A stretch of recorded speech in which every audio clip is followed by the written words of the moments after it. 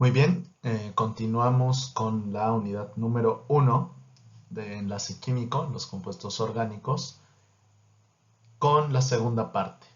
Hablaremos de hibridación de orbitales y polaridad en el enlace químico y en las moléculas orgánicas. Bueno, ya abordamos en la primera parte de esta unidad que la química orgánica se encarga de estudiar compuestos que tienen carbono, ¿sí? Probablemente muchos de ustedes ya sepan y hayan escuchado que un carbono hace 4 enlaces normalmente, ¿sí? Eh, y eso lo repetimos y es como muy común decirlo. Pero ¿y cómo es que lo hace? Eso es una pregunta que no solemos hacer, solo lo aceptamos y ya está. Si revisamos el acomodo de los electrones en la configuración electrónica del carbono, vemos que pues solamente tiene 2 electrones desapareados, lo cual nos diría que haría pues 2 enlaces, no 4, ¿cierto?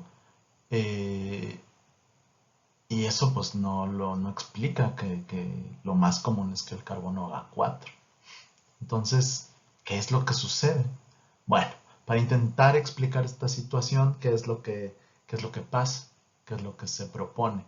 Pues bueno, los investigadores dijeron, bueno, lo que tiene que haber es que haya 4 electrones que estén desapareados en la última capa en el átomo de carbono. ¿Cómo sucede esto? Pues lo tenemos acá abajo.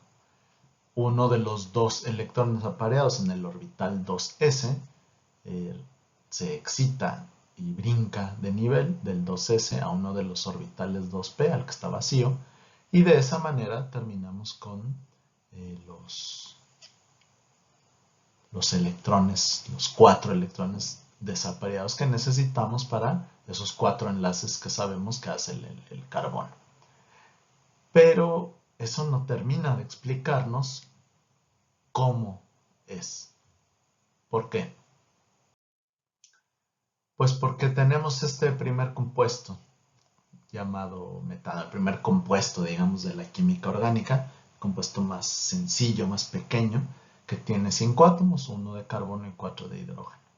Son 4 enlaces carbono-hidrógeno que tienen la misma energía. ¿Cómo sabemos esto? Pues porque requieren la misma energía para romperlos. ¿Eso qué significa?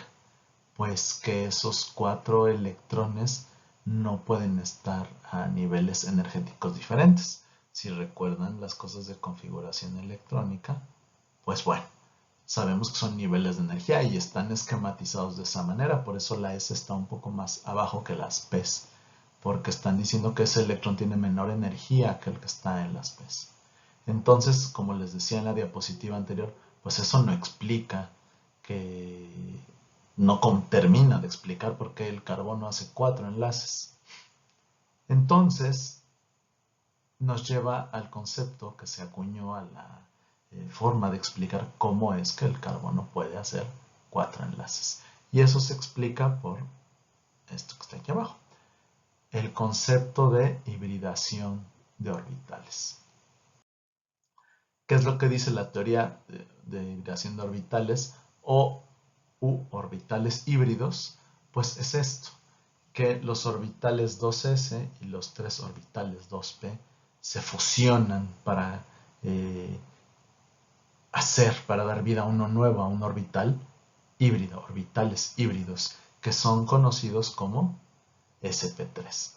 sp3, ¿qué significa? Pues que tienen 25% de características de papá, que sería S, y 75% de características de mamá, que sería P, porque hay 3 partes de P y una parte de S. Si ustedes ven los niveles energéticos que tenemos aquí y acá, pues son diferentes, ¿verdad? Los P están por encima de los S, el SP3 pues está entre los P y los S. ¿Por qué? Pues porque es una combinación de ambos. ¿Qué otra consecuencia trae? Muy importante en cuanto al tamaño o a la forma, sobre todo, pero no al tamaño, a la forma de los átomos. Pues bueno, Esta hibridación de orbitales pues trae como consecuencia un cambio de forma. Si ustedes recuerdan, también veíamos en la primera parte de esta unidad que los orbitales S tienen formas esféricas, mientras que los orbitales P tienen como forma dos lóbulos, forma lobular.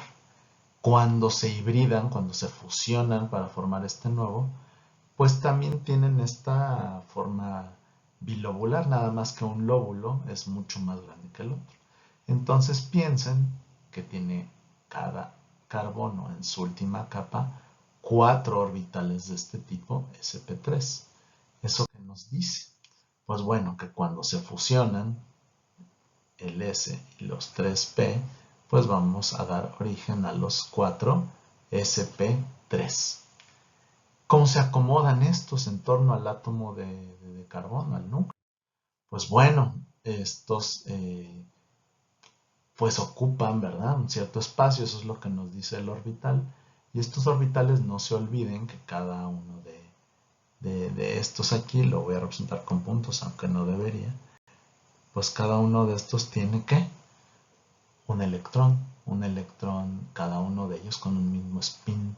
Eso significa que están generando un campo electromagnético que se repele con los otros tres, y así para cada uno, porque si tuvieran campos eléctricos diferentes, pues se aparearían, y no, están desapareados, entonces están repeliendo. Y la forma más estable, en la que están más alejadas los unos de los otros, con las fuerzas que unos empujan a los otros, es formando esta estructura que ustedes ven aquí, que igual ya la conocen, que es un tetraedro, es decir, un poliedro de 4 caras. Algo así que conozcan quizás, no sé si existan todavía los Boeings de triangulito, ¿eh? Es lo más cercano a esa estructura. Pues bueno, este tetraedro, que al centro tendría el núcleo del carbono y a las orillas en cada arista, pues tendría que, pues los electrones, ¿para qué? Pues para formar las moléculas. En este caso estábamos hablando, si no lo han olvidado, estábamos hablando de este compuesto que se llama metano. ¿Qué sucede? Que cada orbital, o perdón, cada átomo de hidrógeno que tiene un orbital 1s y tiene un electrón en ese orbital, pues se ponen aquí y se van a parear pues con el electrón del carbono que esté ahí. Y van a formar los enlaces del metano que están aquí en la estructura de Kekulé que tenemos a la extrema derecha. Recuerden, cada línea de esas representa un enlace covalente en el que se están compartiendo 2 electrones. Cada línea representa 2 electrones, no lo olviden. Y en breviario cultural rápido, esa forma que está hasta la derecha se llama de perspectiva. ¿Por qué? Pues bueno, el tetraedro igual aquí ustedes no lo llegan a ver, pero bueno, tiene forma tridimensional. Entonces, esquemáticamente, que estamos en 2 dimensiones, pues es difícil hacerlo. Así que se intenta y se ha llegado a unas convenciones para referirnos a esta parte. ¿Qué significa? Estos dos enlaces carbono-hidrógeno que están que resalto aquí, pues bueno, esos dos están en su pantalla, en mi pantalla, en la superficie de la pantalla, ¿no? Es lo que dice estos acuerdos que tienen. Esta cuña que tienen acá, que ahora resalta en rojo, quiere decir que ese átomo de hidrógeno está por encima de la pantalla. Y este otro átomo de hidrógeno, con esa otra línea punteada, está diciendo que está por detrás de la pantalla. ¿Para qué? Para representar, o intentar representar esquemáticamente, estas 3 dimensiones. Bueno, otro ejemplo, pues el siguiente compuesto, digamos, de los fundamentales de la química orgánica, el etano. El etano, pues bueno, tiene un carbono más y más hidrógenos. Y aquí vean, pueden ustedes observar pues cómo se están enlazando, ¿verdad? Entonces tenemos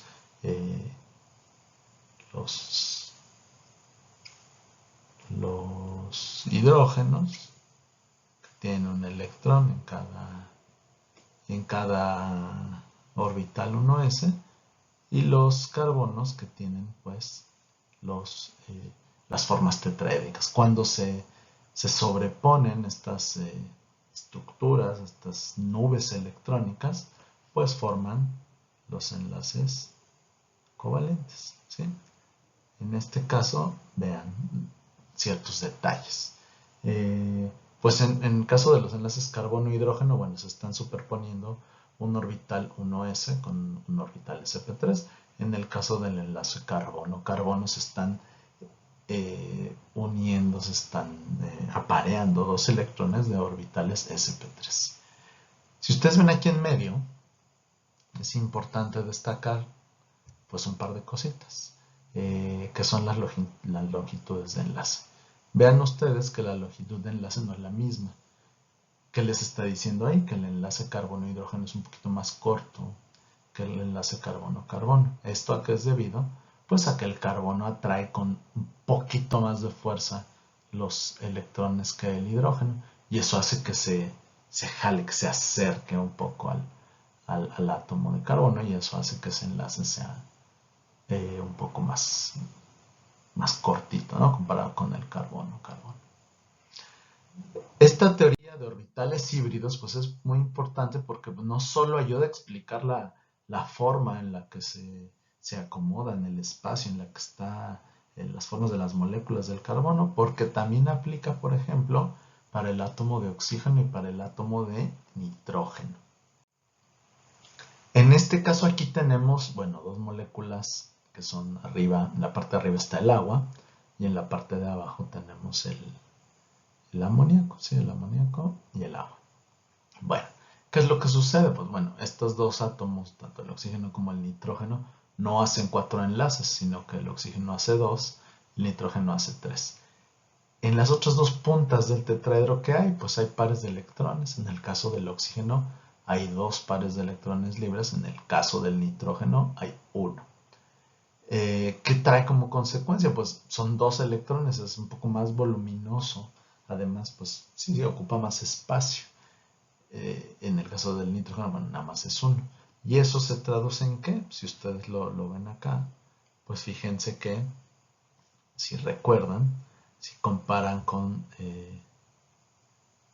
el carbono, perdón, es la longitud, perdón, el ángulo de enlace en el metano es 109.5, es un tetraedro perfecto.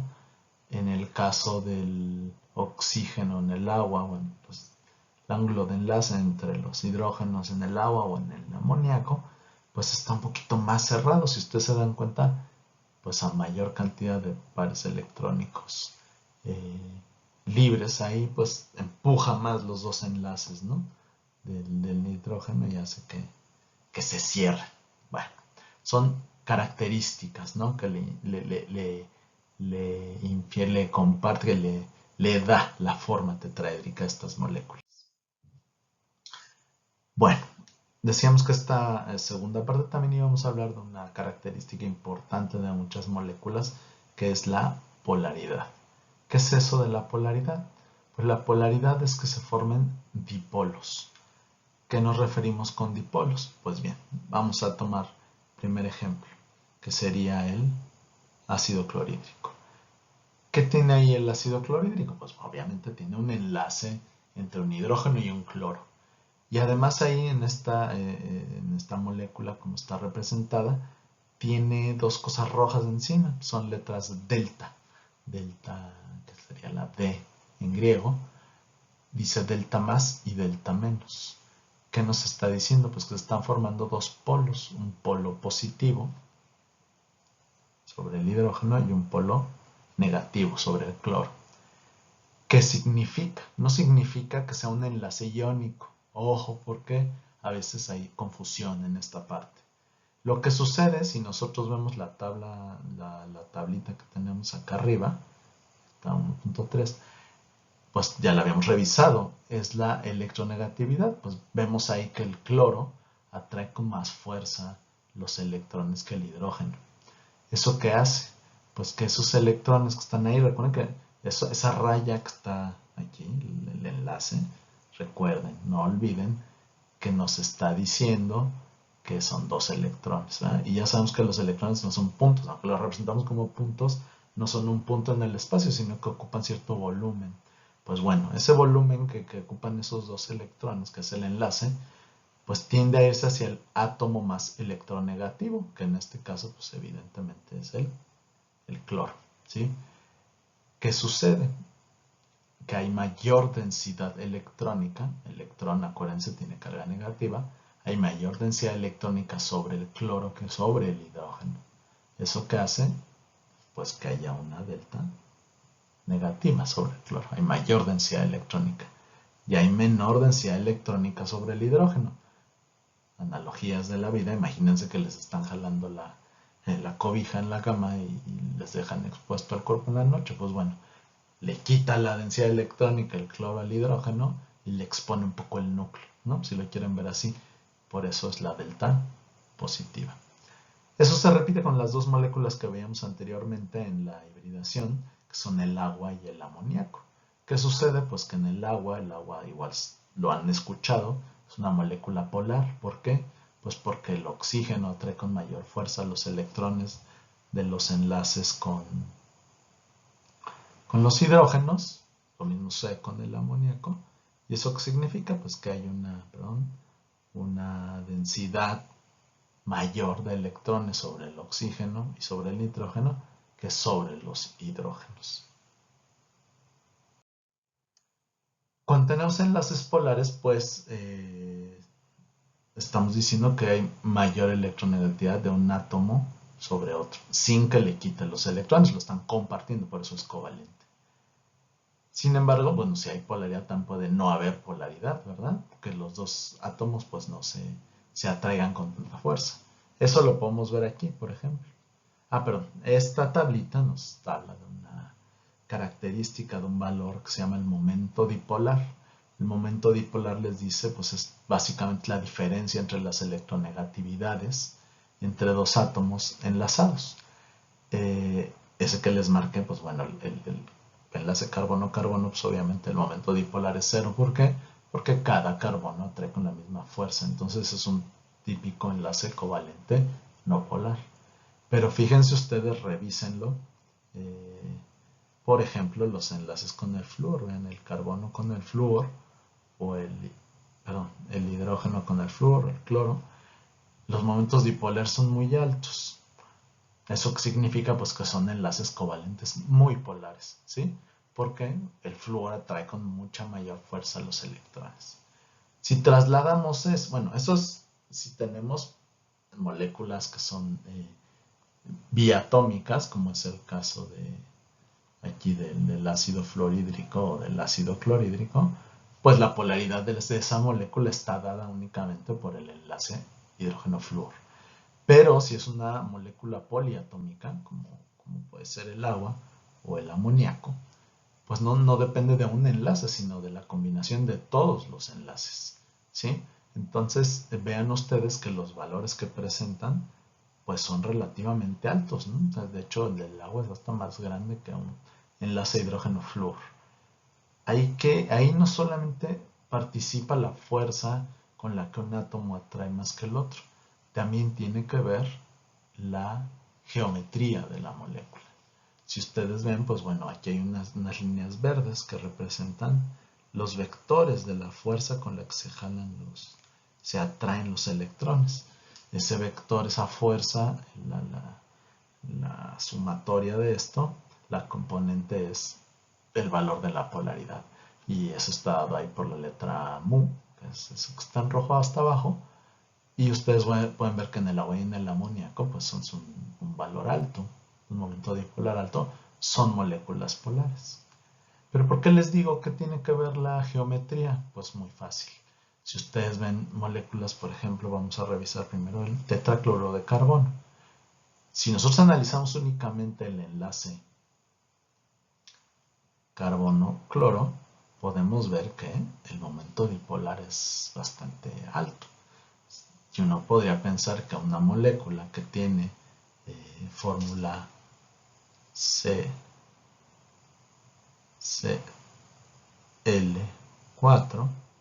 donde ahí se me borró, pues era muy polar, ¿verdad? Pero ¿qué creen que es no polar? Miren, ahí está dado. El momento dipolar es 0. ¿Por qué? Pues sí, cada enlace carbono-cloro es polar. Pero imaginen que cada uno de esos pues está atrayendo hacia sí con la misma fuerza. La componente de esos vectores, cada uno jala con la misma intensidad hacia lados opuestos. ¿Qué va a suceder? Pues que cada uno de esos se anula. De ahí que el momento dipolar sea 0 y esa molécula, aunque si viéramos solamente el enlace aislado, un enlace aislado sería polar, pues la sumatoria de todas anula las otras, entonces es una molécula no polar. Algo parecido pasa con el dióxido de carbono. Ya veremos más adelante que los carbonos con doble enlace no tienen estructura tetraédrica, sino que tienen estructura plana. Entonces piensen que esta molécula, el dióxido de carbono, tiene a cada lado dos oxígenos que atraen evidentemente con la misma fuerza. Aunque cada enlace carbono-oxígeno pues es relativamente polar, pues estos dos al atraer con la misma fuerza, pues uno anula la fuerza del otro y da como consecuencia que tengamos un momento dipolar de 0 y esa molécula sea no polar. Existen otras interacciones que tienen que ver con cómo se acomodan las moléculas. Algunas de ellas quizás las hayan escuchado, algunas otras no. Bueno, entre ellas están las fuerzas de Van der Waals, las interacciones de ion-dipolo, dipolo-dipolo, las fuerzas de London y quizás las que conozcan son los puentes de hidrógeno. En este caso no voy a polemizar mucho porque probablemente en sus demás cursos, en sus demás UEAs, les hablen de esto como puentes de hidrógeno.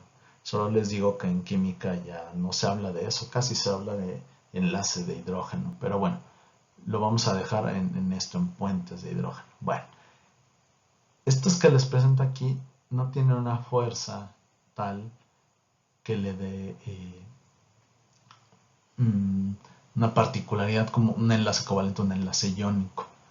La cosa es que cuando tienen muchas interacciones de este tipo, pues la suma de todas las interacciones se vuelve fuerte. Cada una por sí sola igual no lo es tanto, pero las muchas sumadas pues sí aportan. Bueno, la más importante de estas, sobre todo en ciencias biológicas, pues es como les decía, el puente de hidrógeno. Si ustedes ven, bueno, piensan en un vaso de agua. Pues en un vaso de agua hay millones de moléculas de agua, ¿sí? Entonces, pues unas interaccionan con las otras. ¿Cómo interaccionan? Pues principalmente por este fenómeno, ¿verdad? Aquí hay dos dipolos, un dipolo positivo, un dipolo negativo. ¿Qué está pasando? Pues se atraen, ¿verdad? No son cargas formales, no son un enlace iónico, pero sí hay cierta atracción. ¿Por qué? Porque de un lado hay más densidad electrónica que del otro. Y ya saben ustedes que las fuerzas opuestas pues tienden a atraerse. ¿Dónde se ve esto? ¿Dónde lo van a revisar ustedes mucho? Lo van a ver mucho en muchas biomoléculas, sobre todo del tipo de las proteínas, que aquí en esta diapositiva les presento una esquematización de ello, ¿no? Está formando una cierta estructura que se le conoce como listón. ¿Y qué está pasando? Pues aquí con los puntitos rojos, como dice ahí, pues están dando puentes de hidrógeno, ¿sí? Y eso hace que la suma de muchos pues le dé una cierta conformación, una cierta forma, un acomodo a la molécula esta, ¿sí? Y eso ya verán ustedes después que le da funcionalidad. Ustedes, por ejemplo, pues habrán comido huevo probablemente. Cuando ustedes tienen huevo crudo, pues la clara es, más que clara, es transparente, ¿no? Y ya que se desnaturaliza la proteína, que hay un cambio conformacional, pues se pone blanca, por ejemplo, ¿no? Bueno, ustedes lo verán después, más adelante seguramente. En esta, ya casi hacia el final de esta presentación, pues les estoy poniendo una tablita en la que intentamos explicar en el libro de la guía temática de la Orgánica 1, pues unas propiedades que tienen los compuestos orgánicos. Ahí ustedes igual ven nombres que no les dicen nada, pero que nomenclatura ya posteriormente vamos a saber, pero que es importante abordar aquí. ¿Por qué? Porque aunque evidentemente hay sus matices, en general, pues sí se sigue esto que estamos viendo aquí, ¿sí? Eh, Esta parte central, pues quizás la más importante de esta tablita, ¿qué nos está diciendo? Pues bueno, que hay ciertas moléculas que tienden a ser polares, como los ácidos carboxílicos o las aminas, y hay otras que son más bien no polares, ¿no? Que los enlaces que las conforman no hay mucha diferencia de electronegatividad. Eso evidentemente les da ciertas propiedades y ciertas características y ciertas reactividades, ¿sí? También, bueno, ya veremos que las biomoléculas pues tienen muchas funcionalidades, muchos grupos funcionales distintos, entonces una misma molécula por un lado puede ser polar y por el otro no. Pero bueno, aquí está intentando simplificar un poco la clasificación de las moléculas orgánicas, de cuándo son polares, cuándo son no polares. Antes de terminar esta parte, pues únicamente les propongo este ejercicio para que ustedes lo realicen y lo discutamos posteriormente. Yo les voy a hablar de una de ellas para que me entiendan qué es lo que les pido. Por ejemplo, tenemos en esta parte esta molécula que se llama benzoato de sodio. Igual alguno de ustedes ya sabe, ya veremos después. Este es un compuesto que se usa mucho en alimentos. Bueno, eh, ¿qué les pido aquí? Que me busquen tipos de enlaces de los que hemos discutido que están presentes en estas moléculas. En particular esta del benzoato de sodio, por ejemplo, aquí tenemos que entre el oxígeno y el sodio hay cargas, ¿verdad? Evidentemente ese es un enlace iónico, ¿sí? Bueno, por ejemplo, otro enlace que tenemos por acá, un enlace carbono-hidrógeno. Esos, ese enlace o este enlace carbono-carbono son enlaces de tipo covalente, pero covalente no polar, ¿sí? Y un enlace que es covalente polar, pues es un enlace de oxígeno con carbono, ¿sí? Entonces es lo que yo les pido que ustedes busquen en estas moléculas, qué tipos de enlaces hay en cada molécula. Y bueno, después de todo esto, pues terminamos esta segunda parte de la unidad número 1 y pasamos a la siguiente, que es la rompimiento y formación de enlaces covalentes. Muchas gracias.